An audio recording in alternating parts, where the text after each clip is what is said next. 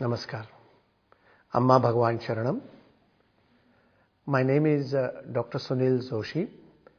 I come from Nagpur, India, and last 25 years I am practicing there as a Ayurvedic Panchakarma physician.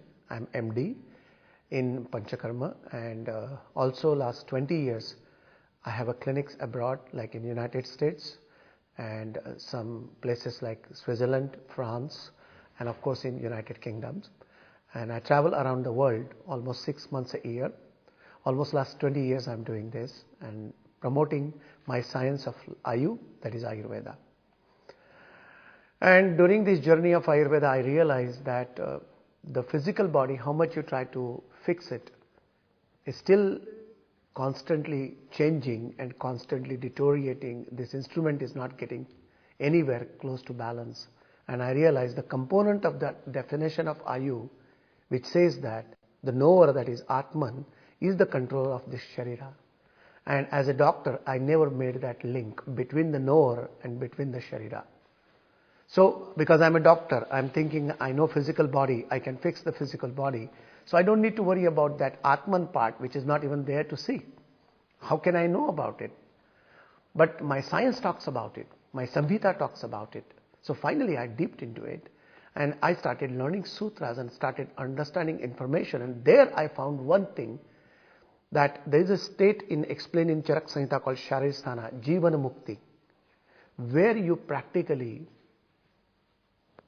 you have no body, you have no your sensory apparatus working, and you have no mind, and you are just purely consciousness. And when I learned that, when I was going through that sutra which defined the Jivan Mukta, and there they say Kanadrushi, they talked about Sadeha Jivan Mukta like Kanadrushi, Janakaraja, and they give several other examples of it, and they also tell what are those qualities. So it's quite interesting for me, and I started searching, is it anybody who do this? Is it possible even? Because as a scientist mind, I was still not ready to accept it, but another side of me as an Ayurveda Acharya was completely believing it, because everything which is explained in my sutras, in Charak Samhita, which is 4,000 years old probably, is written by rishis. They are seers, they are drashtas, they know exactly what they written. So it is not me writing, it is there already there for many thousand years. So there is nothing in that book which is not valuable. So I need to figure it out. And that's where I ended up in this journey of awakening with Amma Bhagavan. I happen to be knowing Bhagavan for almost 5 years now. It's my that good karma of helping people, whatever reason. I got immense love from the Lord and immense support.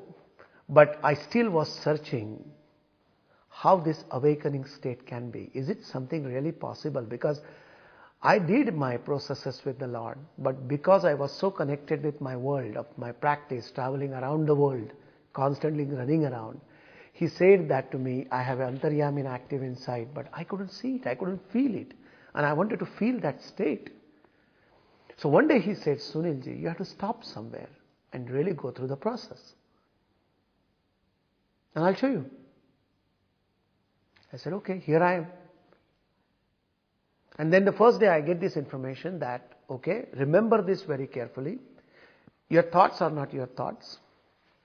Your mind is not your mind. Your body is not your body. And yourself is not. Everything is practically automatic. There is nothing we do. It's just even lifting your hand is automatic. Breathing in, breathing out is automatic. Blinking of the eyelids is automatic. And then further on, what I am seeing is not what I am really seeing. It's already there. What I am hearing is like that. Oh my God. Now, how this is possible? Because I come from the world where this is the most critical part, my mind. I am a great physician, people talks about me. But when it comes to that, I don't accept that because I have some kind of restlessness or some kind of worry factor always going underneath of subconscious, though I don't need to be. I know my knowledge very well. I know where I can work. I know where I don't work. So I'm very clear about that. I don't hurt anybody. If anything, I always help people, but it's the blessings. And I believe that that instrument has been used. I follow Ramakrishna, who was incredible divine being, who was divinity, and I manifest it like I wanted to really feel like that way. But it was not happening to me. Honestly, I was searching, and I know that it is lacking in me. I wanted to see the state where I can be witnessing my thoughts, but they are not my thoughts. Oh, this is my mind. Interesting. But I couldn't believe that. But just 4 days, I just finished my process. I tell you honestly, I'm feeling that. And I'm feeling that enormously. I have nothing but a bliss and joy inside of me. I have thoughts coming, but I can watch them, and I'm not bothered by them. You won't believe it. It's like, don't like to be with the people in a group of people, and the first day they put me in a diksha with this hundreds of people sitting there, and I have to chant for 49 minutes that Satchidananda Parabrahma myself. And I thought, I'm not going to do this. I was not feeling good.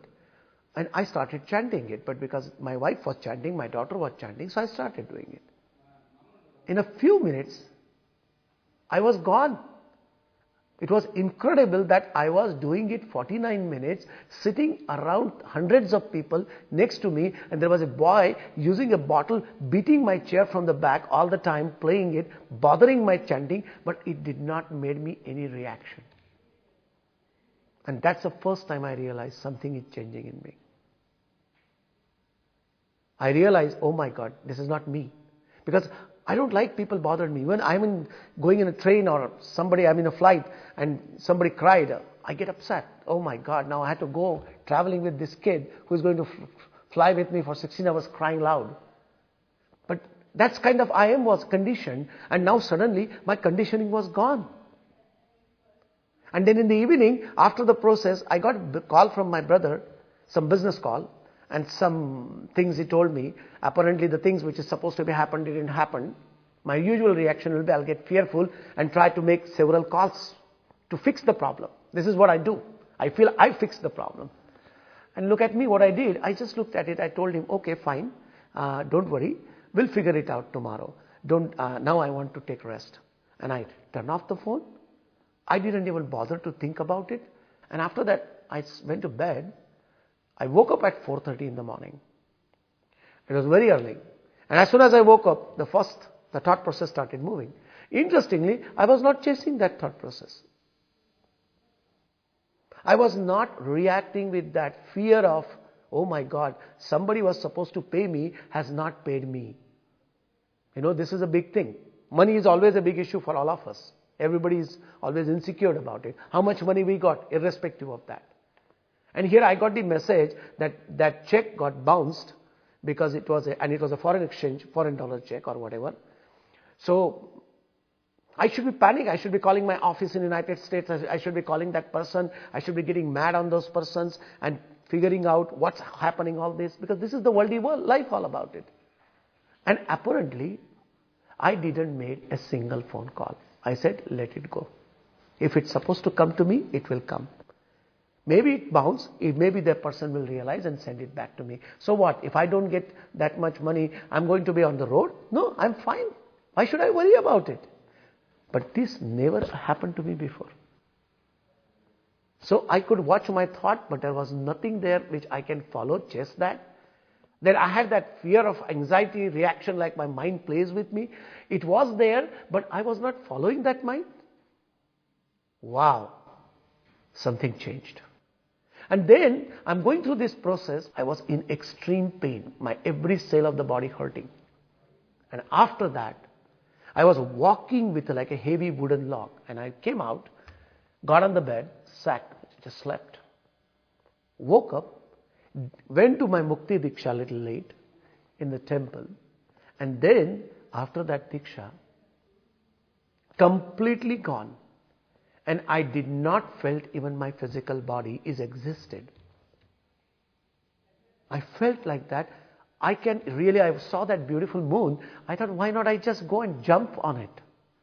That much lighter I was feeling in my heart, in my physical body, and I had no pain.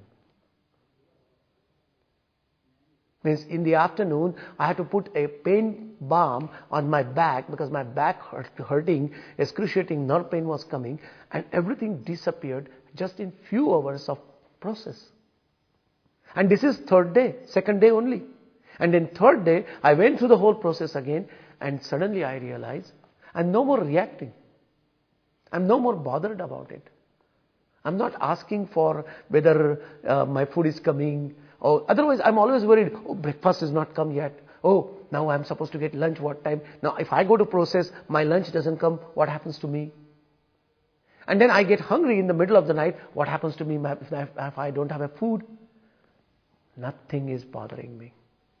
I'm completely changed. Honestly, this is a miracle to me. And I have no words except a gratitude that Jivan Mukta definition, which explained in my sutra, Amma Bhagavan has shown me. I am ready to go to the deep end of that now. I have no words, honestly. I have no words to say how I am feeling. And honestly, I tell you, it doesn't mean I am not getting thoughts.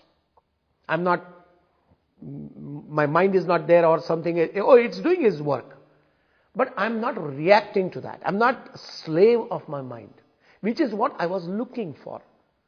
So I think this is what I can share. My journey just started. I will explain you more and more if I get opportunities. Thank you so much. Namaskar.